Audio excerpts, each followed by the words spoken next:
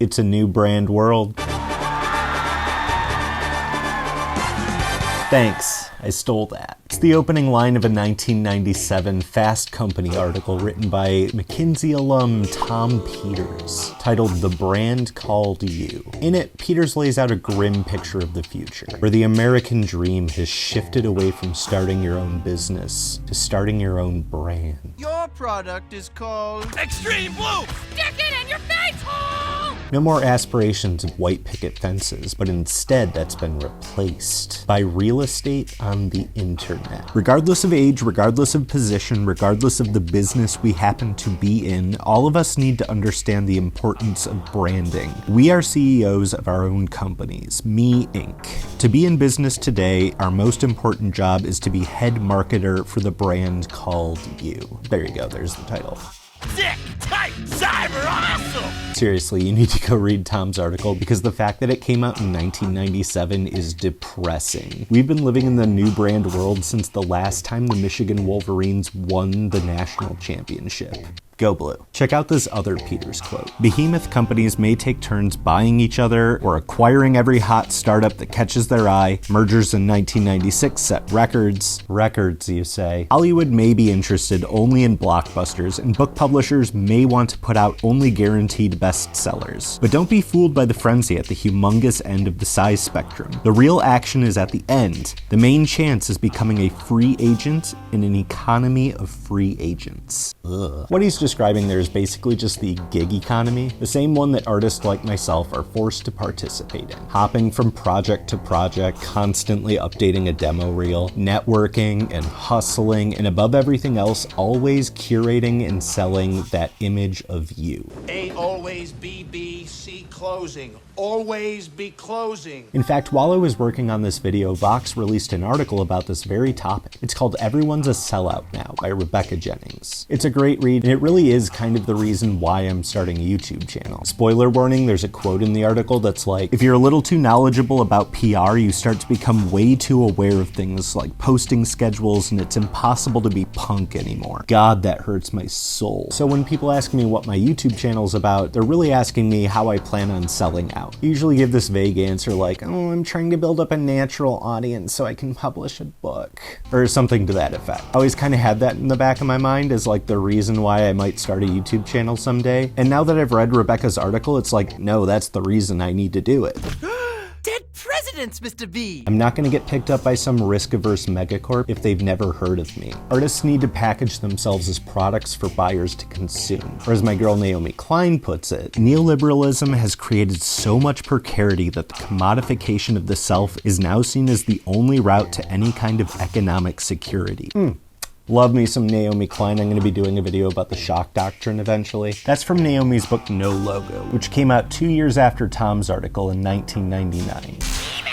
What I find so interesting are their two approaches to this. Tom seems almost giddy. He loves the new brand world. No logo, more like all logo, no breaks. Tom saw things like a typical money dude. He saw creating your own brand as a natural progression of the American dream. It's a system that rewards the people that work hard, diversify their skill set, and take advantage of the interlocking systems that make up the internet. See, back in the 90s, everybody had the opportunity to create their own website, which people would actually go to. Let's go surf the internet! Now that's all been replaced by social media, and with it, the pinnacle of the new brand world. Now I have to compete with Wendy's Twitter for attention. Really? You're serious? Okay, Wendy's, never frozen meat means never frozen workers, like at Arby's. Anyway, Naomi's book takes a very different view of the new brand world. She, like me, sees it as mostly a bad thing. Her book saw what I'm doing right now as more of a dehumanizing act. Actually, we're sponsored by Puma. These bad boys are catalog only. Personal branding is depicted as transforming the self into a marketing gimmick, driven by capital rather than human connection. How we present ourselves on the internet needs to be a marketable commodity. We can't just be humans with inherent worth. At least that's my take. In a nutshell, the only way an artist can be successful in the recessed 2020s economy tech companies have built for us is to sell out, do some ad reads, and hope that the platform's algorithm likes whatever podcast or video or whatever we're making. Sell out? Why, that idea is as foolish as getting new brakes from anywhere but Midas. You know what algorithms hate? Legitimate, well-researched journalism. Accuracy in reporting doesn't get you boosted in an algorithm. Clicks get you boosted. Why am I telling you things you already knew when the world ended in 2012? I used to work for...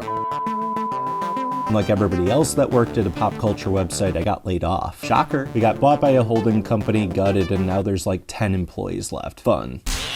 That's just the life cycle of a company now. Build up a brand, get bought by private equity, and then cash out while they scrap your baby for parts. Even before all the mass layoffs, Rebecca says in her Vox article that professional critics had already lost some relevancy. And that's not necessarily the fault of the critics. A New York Times bestseller used to mean something, now it just means the same 5 names pumping out ghost-written schlock. You can look at every industry right now and see the same thing. Most music sounds the same, most movies are just Marvel blockbusters, and most video games are just subscription services for loot gambling.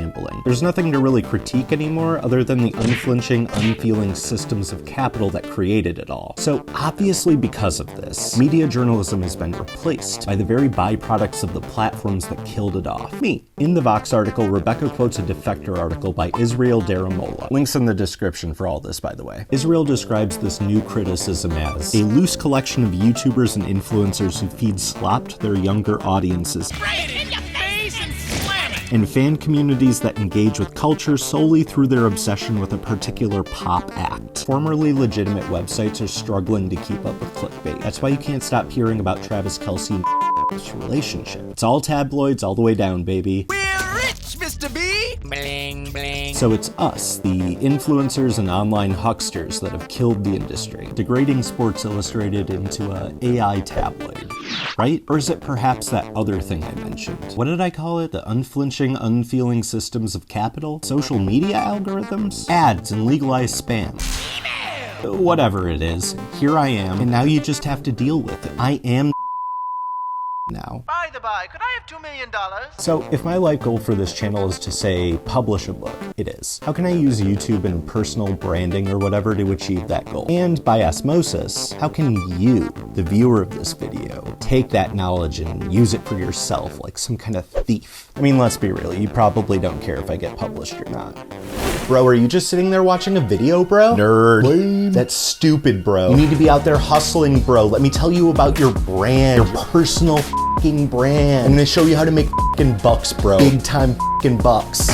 Look at this f***ing money. I just took it out of the f***ing bank, bro. Nobody's gonna take you seriously unless you're on social media, bro. I'm talking Facebook, X, Twitter, Tumblr, Blue Sky, Threads, Coinspace. See those things that I just listed off, bro? That's your passive f***ing income. The secret to getting rich, bro, is to take people's attention off of these websites and turn it into f***ing cash in the bank. The Bitcoin bank. I'm talking digital currency, bro. Monetization. F***ing crypto. Now let me tell you everything you need to know about AI prompt generation.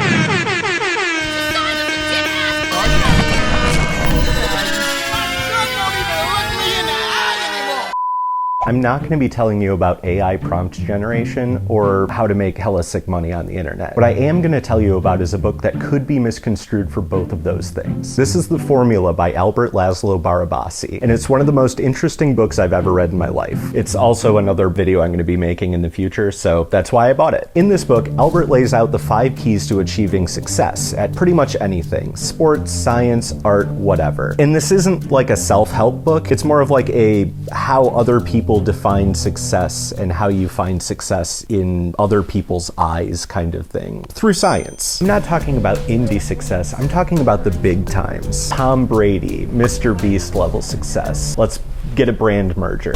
And I should specify here, how you define personal success is, up to you. There's no one way to find personal fulfillment in the world, and success is defined by, your own brain. This book is more concerned with how other people view success. YouTube channels that explode. What makes them successful? The formula posits that there's 5 scientific keys to success, and buckle up because they are very disheartening. They kinda suck. First, he says that performance drives success, but when performance can't drive success, that's when networks take over. Basically, that's what we've been talking about this entire video. I could be the next Ernest Hemingway, but it doesn't really matter if nobody's ever heard of my book. When my performance can't be measured by the sheer volume of noise that's out there, a pre-existing network of subscribers on YouTube is going to drive my success. Second is a little abstract. He says that your previous success multiplied by your fitness for success at a certain area can determine your future success. And that's why rich people are always successful. Basically, if you're good at something, your fitness, and you found success in the past, you're more likely to find success in the future. In my case, my past success at and editing videos for a YouTuber mean that I'm both fit for YouTube and likely to find a lot of success. That's just the sad reality of it. Somebody without that background is probably not going to know how to make a video for YouTube, and therefore they won't be as successful as I am doing the exact same thing. And going back to number one, the thing that previous success also comes with is a pre-existing network of people that can find you success in the future. Why you don't really go to college to learn things, you go to college to network. That's what all your money is doing. Third, performance is bounded, but success is unbounded. This one was a little hard for me to wrap my brain around. There's a quote from Amon-Ra St. Brown, the wide receiver for the Detroit Lions, that I can't find for the life of me. He's on the sidelines explaining to a younger player why in the NFL it doesn't actually matter who's more talented than who. All players have an upper limit to their talent based on the human body. So you occasionally get a Michael Phelps who's got this 1% edge, but when you're playing a team sport, that 1% edge is always sanded off by the other players around you. What really matters is who makes the least mistakes. So a player's success on the field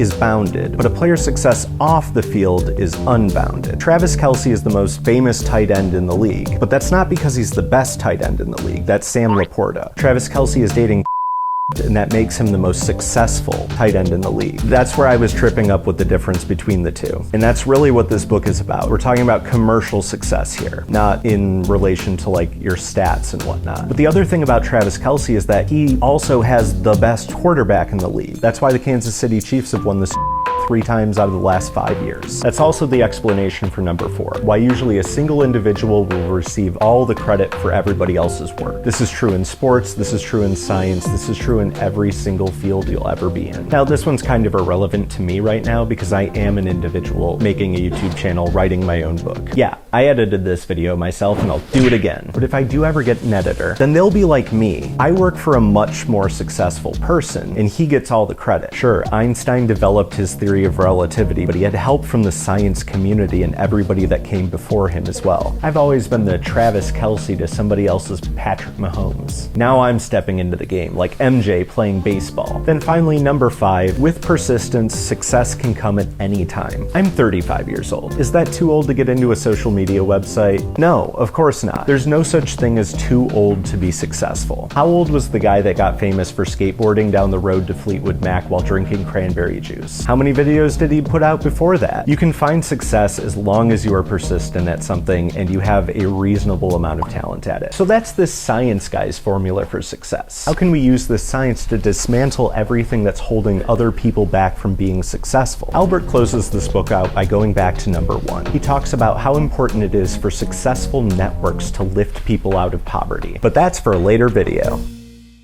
Real quick, I bought this book in a physical bookstore. That's where I'm at right now. This is Roscoe Books in Chicago. And if you're ever in Chicago and you need a book, you can literally just order one online and come in and pick it up. That's what I did. I bought this online. It took like a week to ship, and now I'm here. It's so much better than Amazon. Just buy books in bookstores. And if you're in Chicago, do it at Roscoe Books. I'm one of those people who's obsessed with the road not taken. Where would I be if I took different choices in life? What would my life look like? I met a guy in the airport when I was 16 and we were both using the same electrical outlet to charge our laptops. I don't know how we got to talking about this guy's life. He was obviously well off and wanted to impart some wisdom on an up-and-coming kid about to enter college. He told me about how he wanted to start a band in high school, but call it the economic feasibility of that endeavor was a little daunting to him. Even if he made it big, the music industry was going to gobble up all his money anyway and was going to sap him of the will to do art. It's extremely difficult to make a living as an artist nowadays, and even back in the 90s when this guy was trying to make it. So he decided to give up on his dream and cash in on the .com boom. He went off to college, got a degree in numbers, and made lines go up for a living. You know, real work. Well, that got him enough money to build a recording studio in his basement, and now he makes music in his spare time with his friends. I've always been obsessed with the story of Airport Guy. This happened right around the time I was trying to decide between going to school for a degree in animation or a degree in teaching, and it actually had a tangible influence on my decision. I've tried to dissect what this guy was telling me for years. Is the moral of the story that he sold out and bought happiness? Was it a lesson about separating your hobbies from your work? Was he trying to warn me that an art degree is useless? Is an art degree useless? Or was he telling me to go for the career in animation because there's no money in teaching? In the Vox article, Rebecca asks a guy named William Dereshowitz, probably butchering that name, time. If he thinks that anything has changed since he wrote this opinion article for the New York Times that's locked behind a paywall so I couldn't read it. This article was from 2013, and back then he said, "I was still in the mindset that selling out was evil. I realized that was kind of an outdated and privileged and insanely unrealistic attitude. Now you don't have a choice, and that's why the concept has disappeared." On a more personal note, this channel is my way of exploring the road not taken. I want people who watch this channel to come away with a greater appreciation of art or learn something. Get from this what I would have given you as a teacher. One of my coworkers told me her animation program was just a bunch of grayscale gorilla videos anyway, so I don't just want to create a personal brand here, I want to educate in some small way. Give me some cake so I can eat it too. The way I see it, if I was a teacher at a school, I'd have about 100 kids a year I'd reach anyway. With YouTube, those numbers would be pitiful.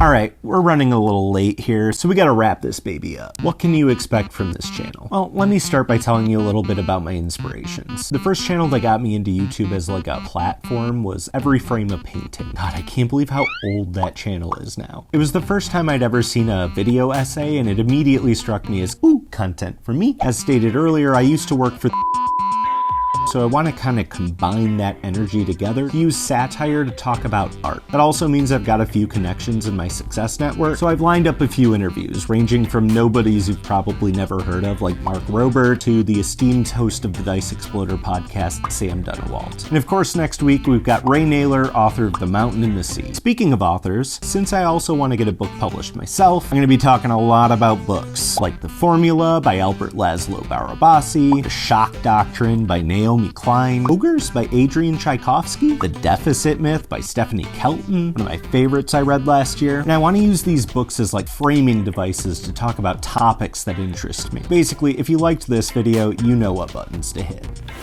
Yo, thanks for checking out my brand. I don't have a Patreon or anything. What I'd rather you do is go check out something that I made. It's a free journaling game called God Die. Yeah, that's right, you heard me. Free game. I'm just giving away my art for free. Why not? What's a journaling game? I'm going to be getting into that in my RPG series a little more, but it's a type of role-playing game focused on making artifacts, like maps and stories and songs and lyrics or whatever. It's less about winning and more about the story you tell while playing. All you need to play is a pencil, paper, and a 20-sided die, and an imagination, but everyone has that. In this game, you play a god who's created a world and some devoted followers, like me. And you, my minions. You roll the 20-sided die, performing miracles, sending heroes out on quests, failing, and slowly developing the lore and a map of the world, and a cast of characters, until eventually you roll a 1. Once you roll a 1, the game is put on a ticking clock. The floor for failure starts to creep closer and closer up to 20, at which point there's no possibility for success, and you lose. Yeah, this is a game where you always lose. It's a game called God Die, where you're expecting something less nihilistic. Head on over to itch.io/GodDie, where you can download the game for free, or pay me for it, or whatever. Thanks for watching.